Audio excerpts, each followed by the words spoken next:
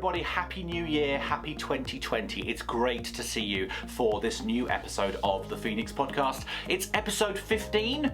And this episode is a little bit late. My original plan was that I was going to put it up at the end of term, but unfortunately with concerts and new college systems and all sorts of other things going on at the end of term, just didn't get the opportunity to put it up. So, going to lead into our first recorded segment with Mrs Smith, and there may be some Christmas references and the fairy lights may still be on behind me and that kind of thing, but you just have to go with it and accept that you can still get in the spirit of things even though we are now well and truly into quite a dark and wet January. So here we are, throwing over to myself and to Mrs Smith for episode 15 of the Phoenix Podcast. Okay, hello there everybody, great to see you here for episode 15 of Lyng Hall School's Phoenix Podcast. We're back for another episode. It's nearly Christmas, and if things have planned out as I intend them to, this is going out on the last day of term. So in terms of holidays aren't just coming, holidays are here! Their term has finished and we can all go off and enjoy a really relaxing festive period. Staff host today is our associate head teacher, it's Mrs Smith. Thank you very much for inviting me. Hi, how are you doing? Have you had a nice day? Oh, I'm great, thank you. I've enjoyed today. Excellent, good. Around and about Lyng Hall, nice.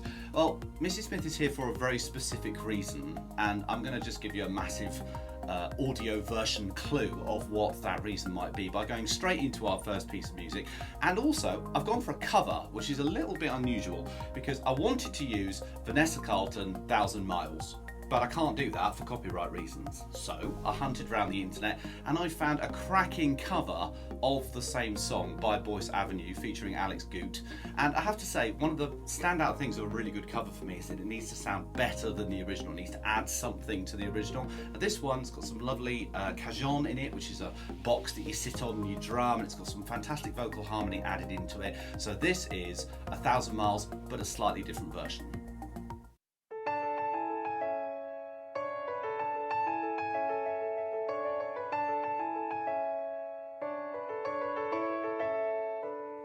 Making my way downtown, walking fast, faces past and I'm homebound.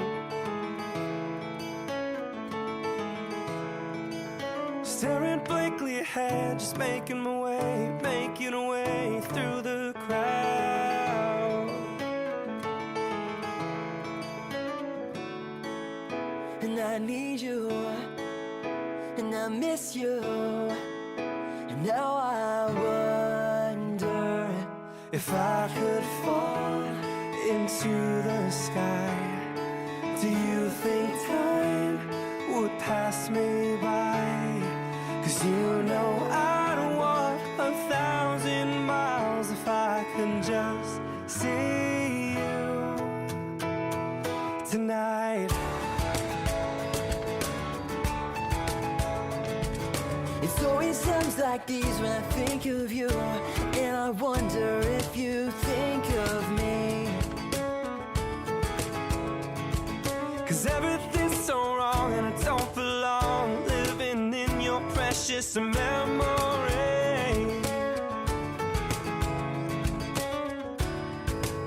And I need you, and I miss you, and now I wonder if I could fall into the sky. Do you think time would pass me by?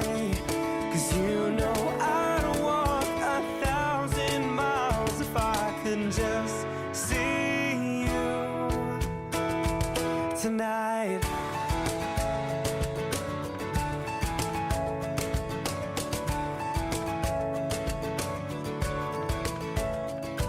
And I don't wanna let you know I drown in your memory. I don't wanna let this go. I don't. Making my way downtown, I'm walking fast. Your faces pass as I'm homebound. Staring blankly ahead, just making my way, making a way through the crowd. still need you, and I still miss you.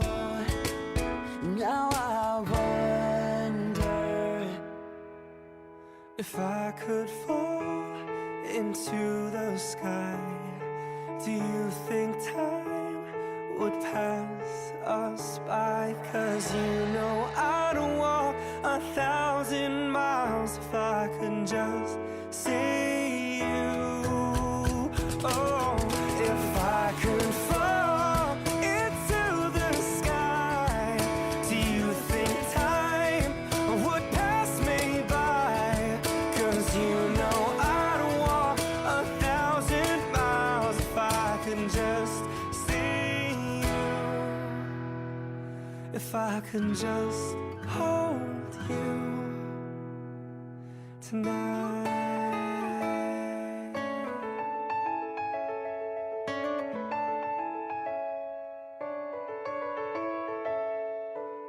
So there we go. I think a really atmospheric and a little bit of a different track to really kick off this episode. And 1,000 Miles, Mrs Smith, why do you think I might have gone for that choice? Well, I may have set myself a little bit of a challenge at the start of the year. Little bit of a challenge. Bit of a challenge. Yeah, I'm very impressed. I always like to set myself something that's a little bit different. And at the beginning of the year, we decided as a school we were going to support Myton. Great charity, very important. Definitely, because it's local. We wanted to do something that meant something to the children, and we could get Myton hospice visitors to come in and They've talk been in a about lot, it. haven't they, throughout the year? Yeah, definitely. So I set myself 10 challenges. The final one is 1,000 miles in a year. So what were the first 9? Can you talk us through some of those? If I can remember them all. It was 2 half marathons, one that was in London, so I had to get myself to London for 9 o'clock in the morning to do a half marathon, and that was around. Yeah, that's never a good thing to have to do. That was a challenge in itself, and it was around the Olympic Park to do a half marathon there. Good spot to do some running. Yeah. Quite interesting, but you just kept on to look at all the different sculptures because they've done an awful lot around the building, and it's a different kind of space, so they've used it really well. And to go and see the Olympic-sized pool and to go and see everything that was there, that was great. Yeah, I've never been to the Olympic Park, and actually I'd like to go and see it because I know it's, it was a special moment in 2012, wasn't it? So can't believe it was as long ago as it was actually, but there we go. So that was challenge number 1. That was one of them. Also to clock up some Myton miles and get students involved. So I wanted to do something in school, and we did that around Easter time. It was to encourage as many people to just give up some time and to get out on the track, and it was almost an early sort of precursor to what we're doing now. We had a fantastic response the first time around as well, didn't we? So very, very special. And we got some winners. Always people who good. raised the most money and had got out there the most. Yeah, one tutor group, I remember they were 7-0 last year, I think, 8-0 now. They got particularly competitive about Myton Miles, so that's great. That's what it's all about, really. Absolutely. And to actually sort of keep the key to Myton, to keep reminding them that was what it was all about. So actually, that they started to learn more about Myton at that point. Brilliant. So now here we are, later on in the year, and you've gone for the 1,000 Miles challenge. So the good idea about this was, or it seemed a good idea, was that last year I'd completed over 900. So I knew that, because actually part of the challenge as well this year was I did a marathon last year and a marathon this year. And so within that you have to train a lot. So I thought, as I did the Loch Ness Marathon this year, it would be easy because I got to just over 900 miles. Because marathons are easy. Yeah, I did one a few years ago. It's not. It's I not can easy. tell you, right? It's no, not. I know it's not easy. And so what I decided to do was to put this in as my last challenge, and then I sprained my ankle just before the marathon. That's kind of important, really. So I actually was sort of limping around, couldn't run at all for a month and a half.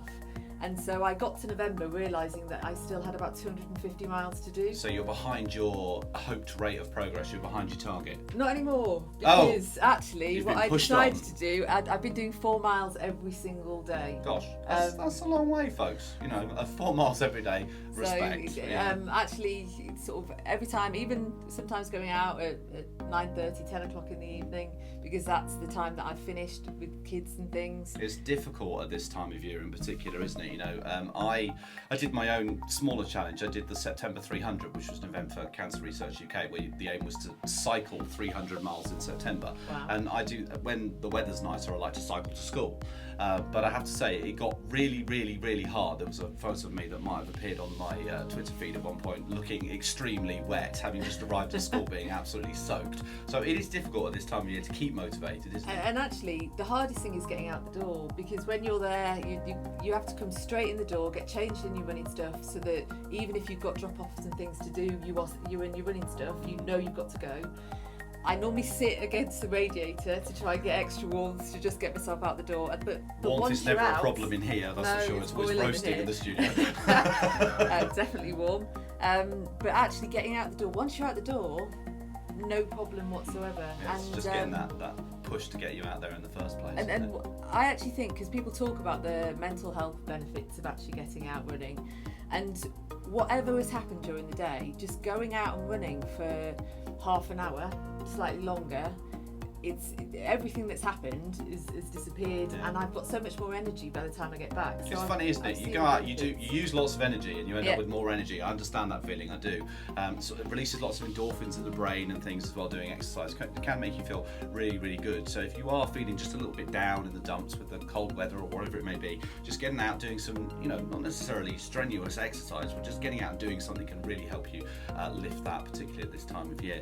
And so now the pupils are chasing you, aren't they, with the last bit of the 1,000 miles? So in my determination to try and get things going and to try and inspire me, what I asked was that we did a 1,000-mile board, and that staff and students actually helped to keep me going, really. Photo on screen now, folks. I've got 50 miles left, so I've gone from, it's actually shortened down, and actually a lot of the miles that I've done have been inspired by something that's happened by students in school. That's amazing. That's great. A student wrote me a letter to say how inspired he felt with me running out on the track, because when they go out on the track, I try and get the trainers on and have a little run around. Yeah, I've chased you out there with the drone a couple of times. that was quite smooth. That's my fastest mile, actually. Wow. Ever, So because the drone was out there. if you want a fast time, get the drone going around the track. that was quite an interesting one. But actually, just the students going out and saying, "Miss, it's good to see you out here," and actually, even the office staff going out and then doing miles, and different people sort of saying, "Yeah, it's inspired me to get out," and seeing them out there when it is a bit cold and it has been raining. Actually, every time I go out, I've got somebody, a student in mind, or individuals who actually have gone out and handing in the little slips going, "Here's my 10p, I'd like that to go towards my miles, here's £1, here's somebody," the biggest sponsor person was a £5 and said, "I really believe in this charity, I really want to support it." And the staff who said, I've walked an extra mile today, here's my, can I go on the board? Yeah, we did something with steps, didn't we? So you worked out that 2,000 steps is a mile, did we say that? So people have been counting up on their step counters and their apps and Apple Watches, and other brands are available and all that kind of stuff. And any way we can to try and get these 1,000 miles achieved. And that boarding is filling up very quickly now, so it's good to see. We've got another lot to go on there, because Fantastic. quite a few people have brought in the slips from things that they've been doing. The track's open. Every lunchtime we can sort out it being open. So it is just to keep trying to get that board thing filled, because I think that the students have a real sense of achievement and they want to appear on it, because they're saying, can I get on the board? Can I get on the board? And the fact that it's a collective school effort. It's a community achievement, isn't it? And community is a bit of a topic that I'm very keen on at the moment, for reasons that will become clearer in the rest of this episode. But that's a big thing, trying to build the community spirit and the community feel. We're very powerful when we all work together. So that's fantastic. I have been out several times. I'm not entirely sure how many laps I've done, but I've usually had a camera in hand or been having my flying the drone around and seeing people and picking people up. I'm going to put some of that footage up during Mrs Smith's song choice. So what is it that you've gone for? I chose something that I've listened to when I was training for my marathon. No better motivation than music when you're out there. Yeah, you've got all things you can have with you, have your favourite tracks, and sometimes it can help your cadence and that kind of things as well. And this is something that I chose, but on my marathon running list, I asked friends to recommend songs. So my running list is actually really bizarre because it's Okay. things that I like, but then songs that I wouldn't normally choose. Let's not say bizarre, let's say eclectic. Eclectic, definitely. But you know, when you're running and a song comes on, it makes you think of that particular person who selected it. So when I was maybe at the low points where, because I'd hurt my hip on one of the, on about mile 24, and so some of the songs coming up and actually starting to inspire me because I felt as though the people were there. So this song is by the Arctic Monkeys, who I really like. Great choice. And actually, this is quite funny because it's got lots of English terms in it. So There we go. it's We're ticking all the perfect, boxes today. You know, an English choice. We're teaching you as well as Yeah, a bit of excellent. song, and it's fast. It's got a real sort of energy to it, which is what you need when you're running. And we've effectively got the name of the track alongside it because we're using library pictures, we're putting photos and videos up from an event that's been going on. So here it is, the wonderful Library Pictures by the Arctic Monkeys.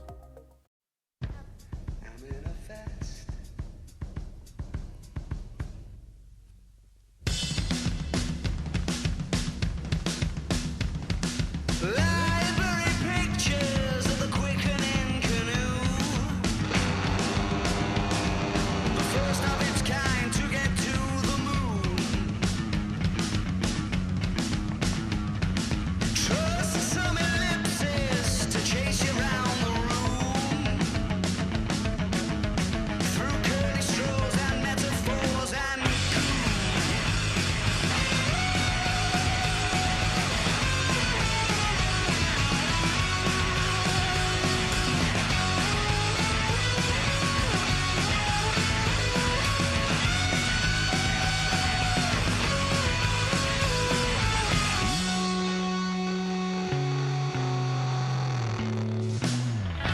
been watching all the neon blossom flickering.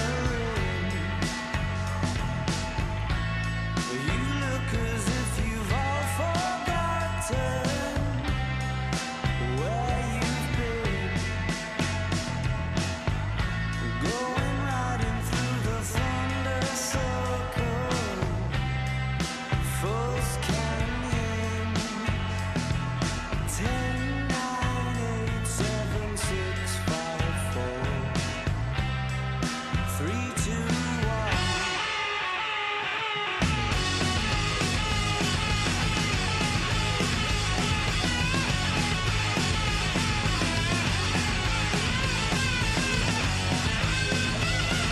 Library pictures of the quickening canoe, the first of its kind to get to the moon. Give me an eeny, meeny, miny, moe. On a nip, dip, dog, rock and roll.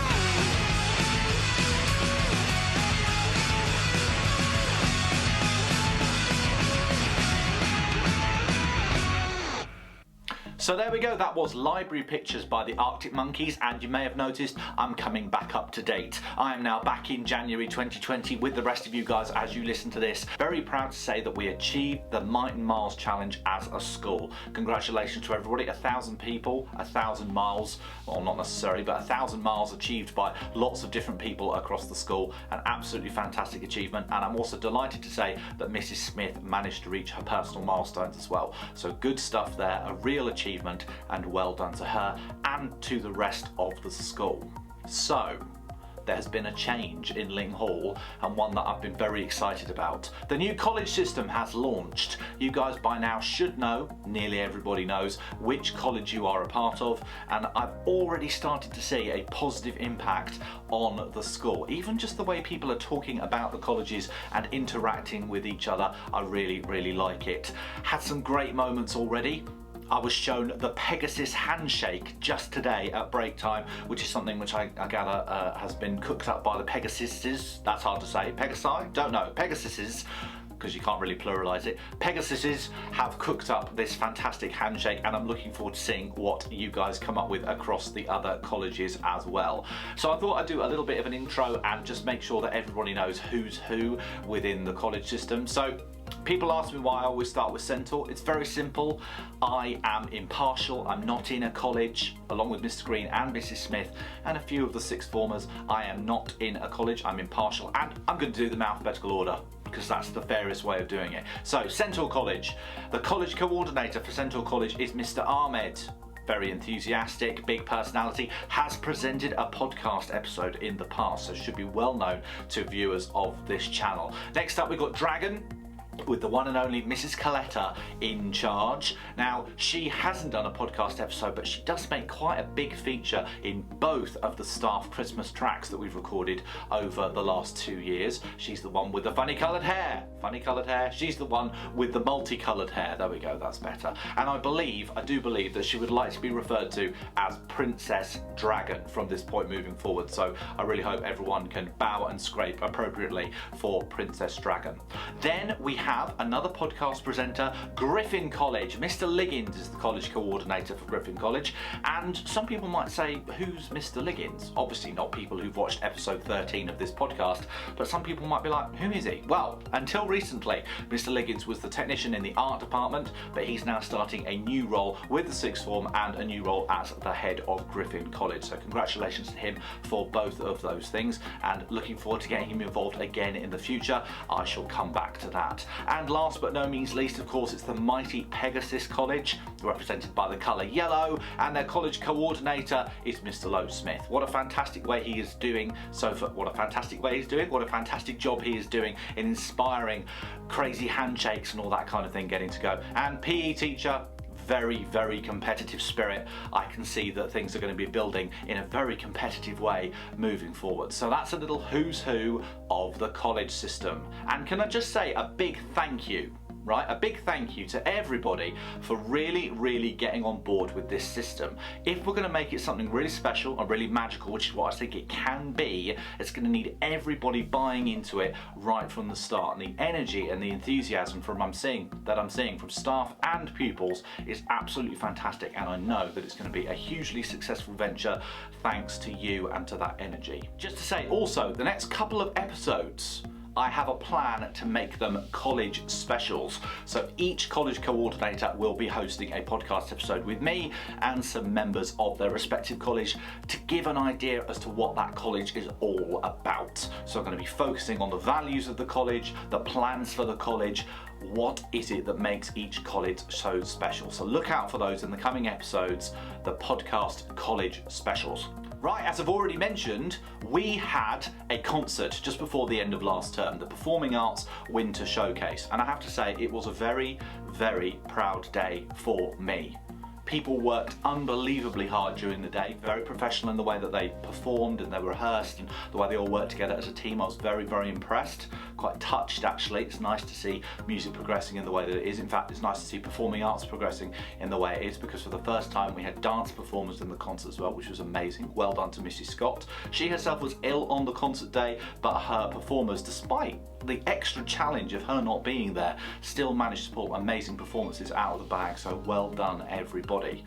But we did record some of the concert, especially as we were looking for final BTEC performances from a number of people. And because the BTEC assignment actually says that the recording should be done for the podcast, that's exactly what I'm going to do. So one of the highlights of the evening for me was Sandeep, who presented episode 1 all the way back in March last year of the Phoenix podcast. She played the piano for her final BTEC assessment. She was quite nervous about it. It is a live recording. It's completely unedited and uncut. So, you know, it's not maybe as perfect as she would like here or there, but I still think it is a fantastic performance and I wanted to share it with you. Now, if you've seen episode 1, you will know that she's a big fan of Korean pop music, K-pop, and she has decided to do a piano version of the BTS track, I'm Fine. Here it is.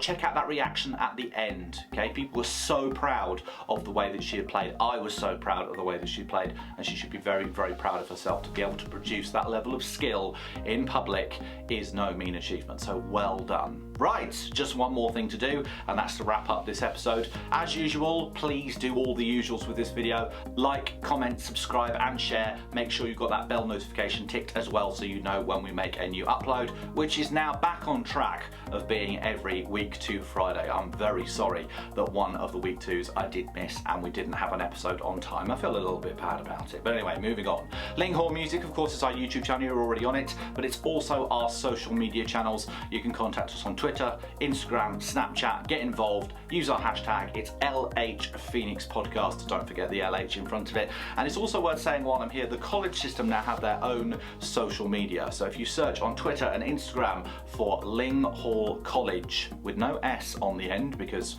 15 letters is the maximum size of a Twitter username, Lyng Hall College, you will find the social media accounts for the college system, and there will be a lot of news going on there. It's also worth saying that those accounts will not just be done by me, they will be looked after by the college coordinators, and also we plan on getting some of the student leadership team involved with that social media aspect as well, so do get involved. Looking forward to everything that we're going to achieve in 2020, some amazing performances, some amazing things with the college system, pupil hosts, staff hosts, get involved. There's now a long waiting list to present a podcast episode. I've got so many people asking for them, which is fantastic. Let's continue to make this grow, continue to get more people going, and enjoy it. See you later, everybody, for episode 16.